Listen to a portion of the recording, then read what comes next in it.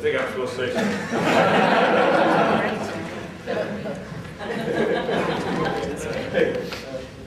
I just want to say, in conjunction with what Ron Amstutz said, that I've been here a long time. I first worked for John W. Brown, who was Lieutenant Governor at that time. 1967, 1968, I became a member here. And overall that time, this is the best group I've ever had to work with. Not just the members that you see up here, they're fantastic, but also the staff that supports these members. I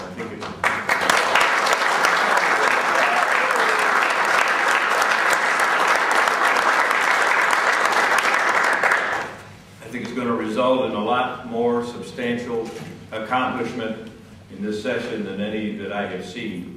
And I've been here a long time, as you can tell from those dates.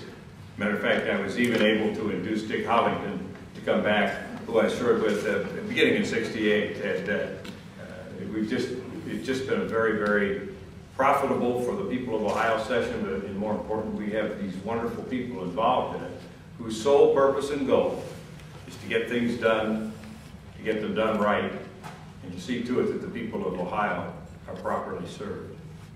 So there are people behind me who understand Skype and stuff, if you want to ask anything about that. Other than that, I'd be happy to yield the question. That's the happiest group I've ever met with. Ever since the budget came out, I kind of go into the room like this, and yes, ma'am. Don't you think it's easier, though, when you have control of both the House and the Senate to be able to push through what you want to push through? I mean, wouldn't we expect you to be more productive? Well, I can talk to you about voting requiring ID, or I can talk to you about a number of things that get hung up one side or the other in the process and already have. But yes, I don't think there's any question about that. On the other hand, I've been here when that was the case a number of times before. So that's not the sole answer. The answer really lies in the people who work with us and the people who are elected to serve the people of Ohio.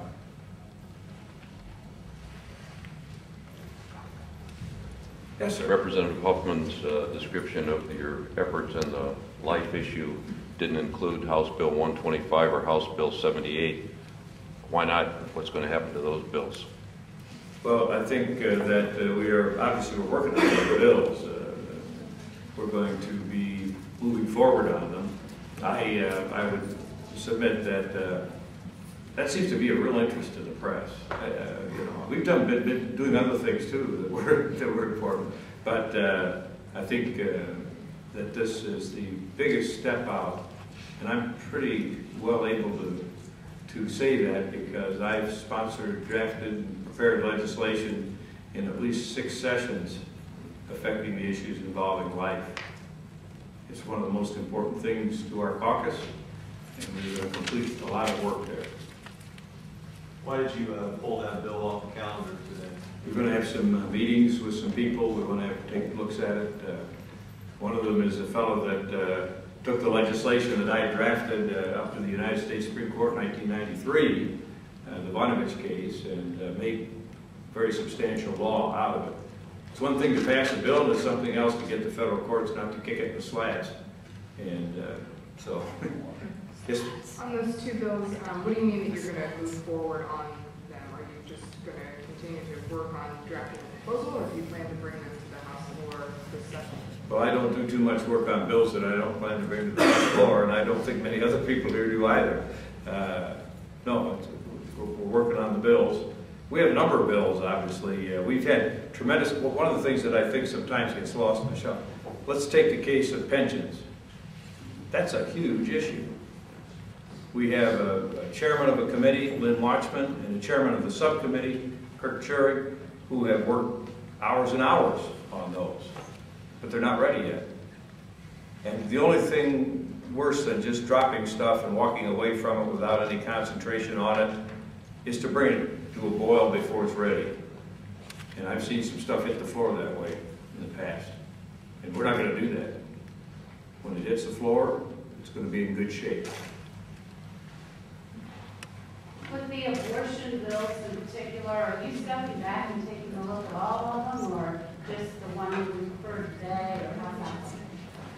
The first thing you have to do with any one of those bills is to read the cases so that you know what issues the Supreme Court of the United States raised on those.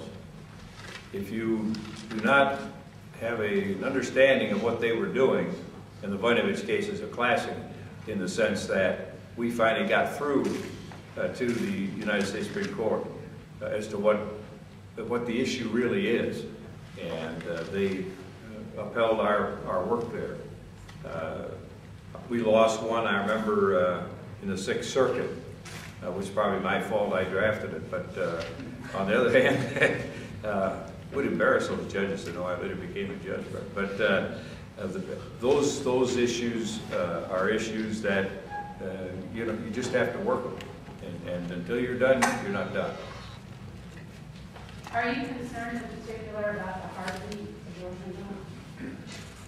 My concerns cover about 178 bills right now, I think.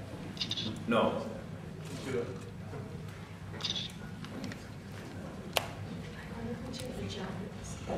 Yes, yes. As is pointed out, numerically, obviously, the most important thing to each of us and to all of us together is jobs. 600,000 people in this state not working. If you have a new system to let people look up the school funding numbers and such, what do you think of some of those numbers? You've had some more time to digest them. Your caucus has as well. A number of districts are getting hit hard when you factor in all the cuts. Is that going to be a key area that you will look at in terms of potential changes? Yes. Can you elaborate? No. I spent yesterday meeting with two of the education subcommittees of the House Finance Committee, and I would have to say at this point that we still have a bunch of issues there. These are things which are going to require a lot of work, and consequently, I would not want to say at this point what our reaction is to different things. What I think is going to come out of this bill is the incredible difficulty that has existed in the past in trying to deal with school finance, and you can see it as you look at some of the districts that are poor, and as you look at some of the districts that are very well off. I mean, now you can. This is a session in which the challenge of the diversity is very evident, and I would just say that requires very careful handling. Speaker, are you still comfortable with the revenue level in this bill? Do you think you're going to be able to pass it without putting some sorts of other revenue in besides taxes? Well, I always yield to rural Germans from Wayne County. And as long as he's okay, I'm okay. I think we're okay looking at it. We have some other factors there, obviously. We've talked about the importance of the retirement system legislation and changing a number of things there. But beyond that, I think that it's important for us to have a sense of what happens if you sell 5 prisons, what that does in terms of funds available. There are a number of other things in this budget that we just ordinarily don't face in a budget. This is not a simple budget. If we start out with an $8 billion deficit, it's not going to be simple no matter what you would like to do. But above and beyond that, we have suggestions here from the governor's office about things that he wants to accomplish, and we want to be respectful of those things and have extensive investigation into what the long-term likelihood of success from those things is going to be, and we want to have all of the members of the caucus understand what those departures from what's happened in the past might produce. And so as a result of that, we're definitely working on that. In fact, I think tonight that we're having one of our caucuses to discuss those kinds of issues as they're going to affect Ohio in the future. This governor is not a governor who says, well, let's do what we did for the last 2 years and see if that helps. Matter of fact, I don't think this governor is going to ever come up to us with things that have been done for the last 2 years and see if it'll turn out differently by doing it again. That's a goofy concept, and the governor knows that. And he also obviously has a good, strong business background, which he is using and looking at these different possibilities. So I want to thank you for attending today. We appreciate this. We're all pretty excited about what's going on, and we will continue to provide you with a cornucopia of items in different committees by which you may both entertain and alert yourselves to great stuff for write-ups.